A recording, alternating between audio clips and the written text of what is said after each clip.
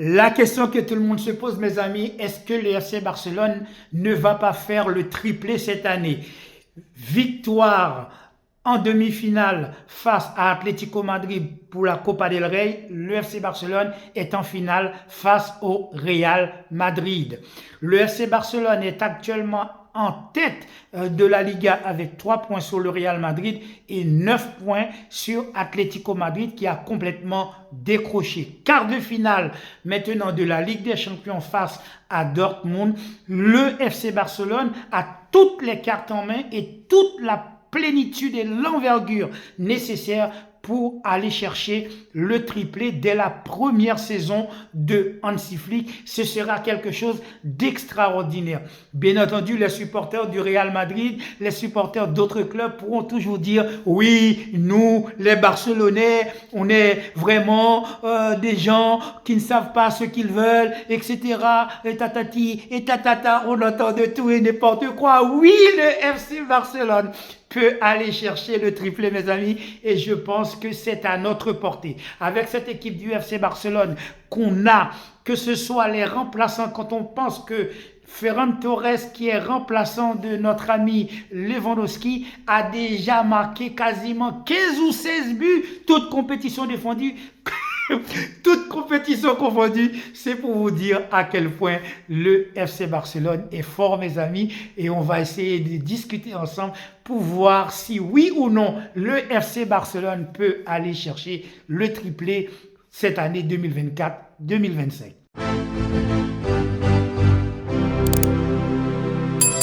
Salut à tous, bienvenue dans cette nouvelle vidéo où on va essayer de voir ensemble si oui ou non le FC Barcelone peut aller chercher ce triplé dès la première saison d'Hansi Flick, mes amis.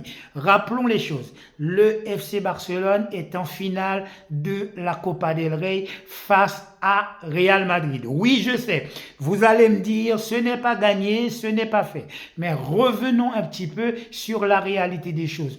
Le Real Madrid, actuellement, est l'une des équipes la plus dégueulasse de la Liga. C'est vrai que le Real Madrid gagne ses matchs, c'est vrai que le Real Madrid n'est pas distancé, mais sur le plan football, on ne peut pas dire que le Real Madrid, c'est l'équipe qui fasse rêver les supporters. Je pense que même les supporters du Real Madrid actuellement sont un peu frustrés par les prestations de ce club. Le FC Barcelone a toute la capacité d'aller chercher cette victoire en finale face au Real Madrid.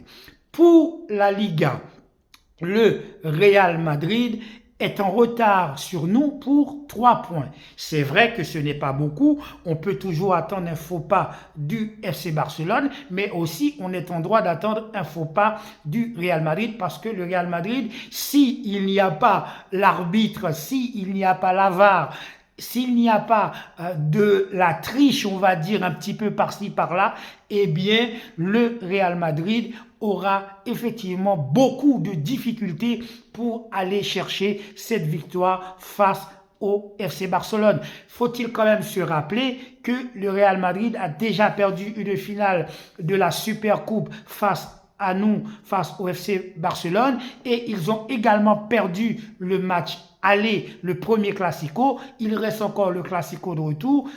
Il faut le dire, le FC Barcelone a une ascendance psychologique actuellement sur le Real Madrid qui me fait dire que le FC Barcelone pourra toujours aller chercher cette victoire de la Copa del Rey face au Real Madrid.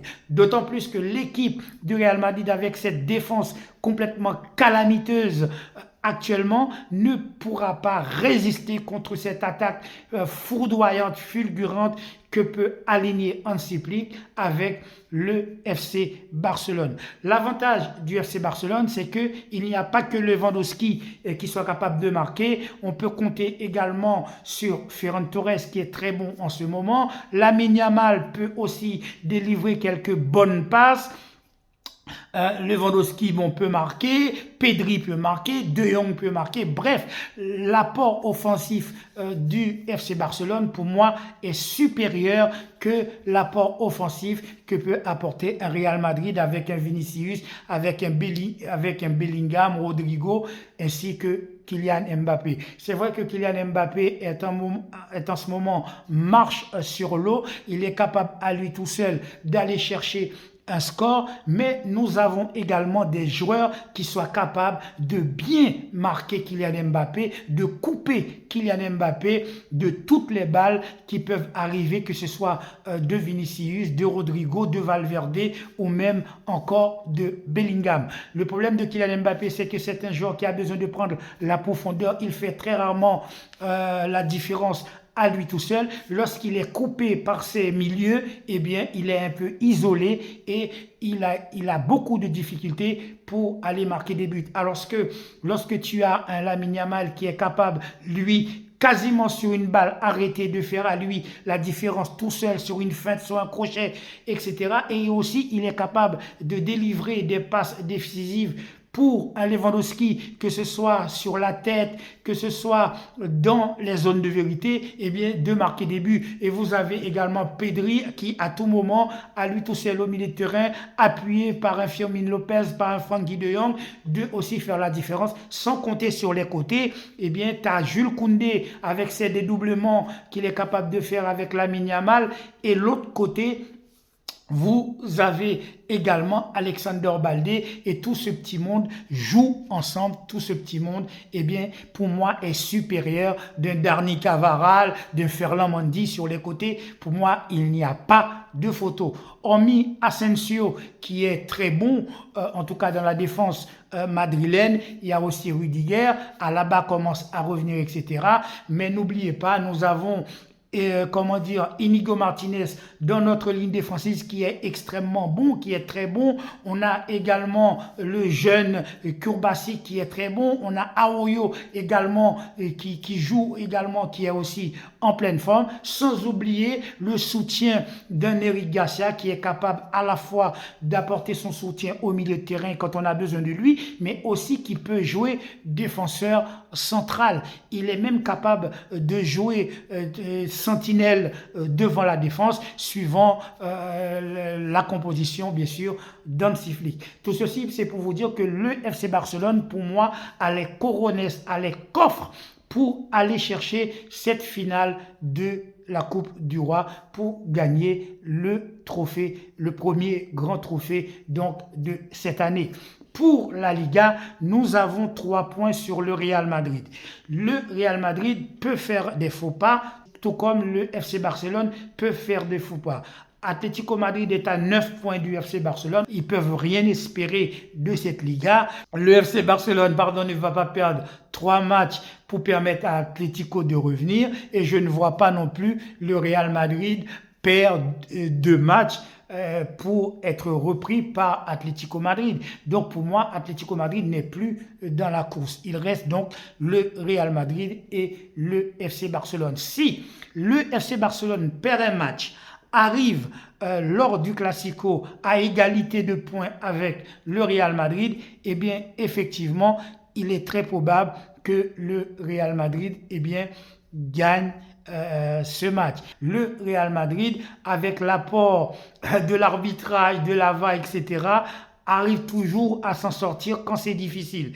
Mais si le FC Barcelone arrive face au Real Madrid avec ses 3 points d'avance en n'ayant pas perdu de match sur les 7 derniers matchs qui restent, eh bien, il est fort probable que le FC Barcelone, eh bien, remportera la Liga. Et si le FC Barcelone remporte la Liga, il va donc rester cette Ligue des Champions. Ligue des Champions pour laquelle on est en quart de finale face à Dortmund. Effectivement, c'est tout à fait jouable. Nous sommes capables de sortir Dortmund. Si on sort Dortmund en quart de finale, je pense qu'en demi-finale aussi, on va passer et on risquera d'aller affronter, que ce soit le Paris Saint-Germain ou le Real Madrid en finale. Je ne sais pas si vous vous rendez compte, on est capable de jouer quasiment 3 finales avec le Real Madrid. La finale, je pense que la Liga peut se jouer sur le Classico.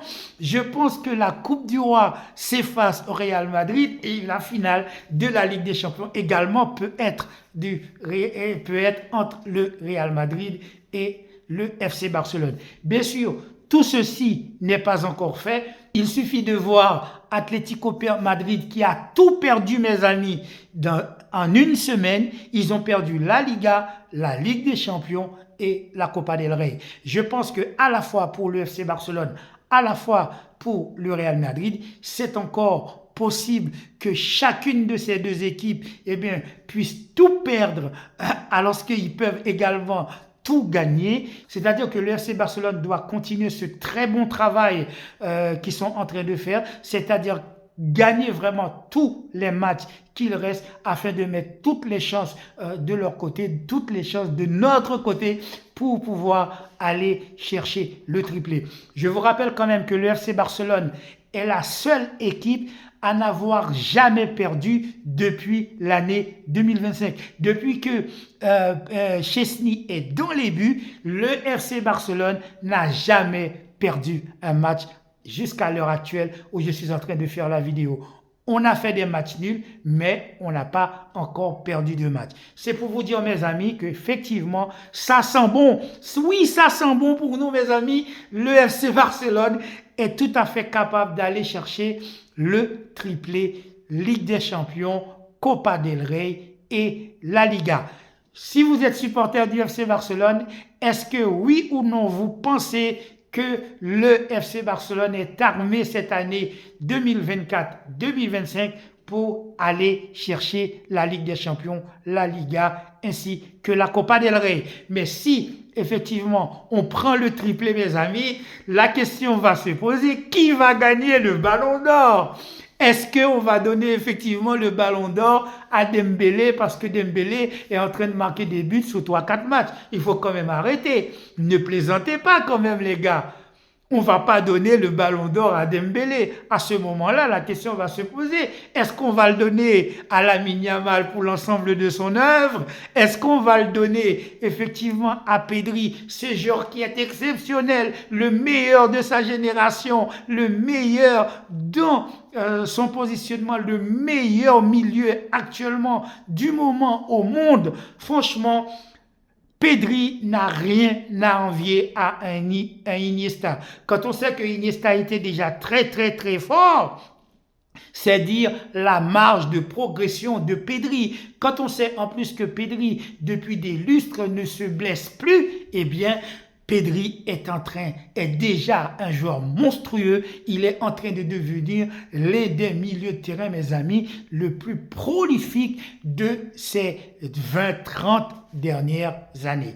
Lorsqu'on sait que dans la même équipe, vous avez un Frenkie de Jong qui est extraordinaire, qui fait de bons matchs en ce moment, qui ne perd quasiment plus aucun ballon, eh bien le FC Barcelone fait peur. Le FC Barcelone est injouable. Le FC Barcelone est imbattable. Quand on sait que ce même FC Barcelone, quasiment dans chaque poste, a des joueurs qui sont exceptionnel, que ce soit sur le côté droit avec Lamine Yamal, que ce soit au milieu de terrain, dans la pointe de l'attaque avec Lewandowski, avec un Rafinha tantôt qui peut être à gauche, qui peut être à droite, qui peut jouer un peu plus bas.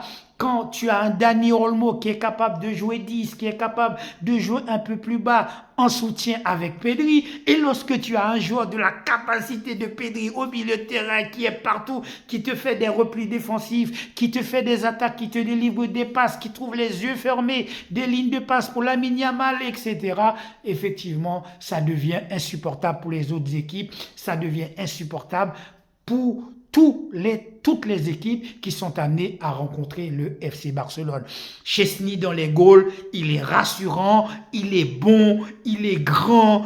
On peut compter sur lui. Au départ, c'était très difficile. Moi-même, je disais, je ne comprenais pas qu'est-ce qu'il foutait dans les buts. Eh bien, j'ai très bien compris pourquoi Hansi Flick a décidé de le faire passer titulaire parce que c'est un gardien qui est rassurant, il est très bon sur sa ligne, il se permet même de dribbler et de faire des petits crochets. C'est pour dire à quel point que notre ami Chesney est très bon. Et cette ligne défensive avec Koundé, avec Kourbassi, avec tantôt Inigo Martinez et tantôt Ronald Arroyo et Baldé sur le côté gauche, eh bien effectivement on voit que cette équipe du FC Barcelone eh bien n'a pas effectivement des points faibles qui permettent aux autres équipes de pouvoir s'engouffrer. Même quand Baldé n'est pas apte à jouer, il y a Gérard Martin sur le côté gauche qui est capable de faire le boulot, même s'il n'a pas la profondeur de jeu qu'un Baldé, eh bien il est capable quand même d'être très défensif et d'être très bon. Donc à ce moment-là, effectivement, sauf sur un malentendu, pour moi, le FC Barcelone eh bien, est l'équipe de l'année, l'équipe sur qui il faut compter, l'équipe qui vous fait aimer le football. Le FC Barcelone fera le triplé cette année. Voilà mes amis, c'est tout pour aujourd'hui. N'oubliez pas de liker et de commenter. Prenez soin de votre famille et de tous ceux qui vous ont chers. Je vous dis à très bientôt sur le Carré Foot pour une prochaine vidéo. Ciao.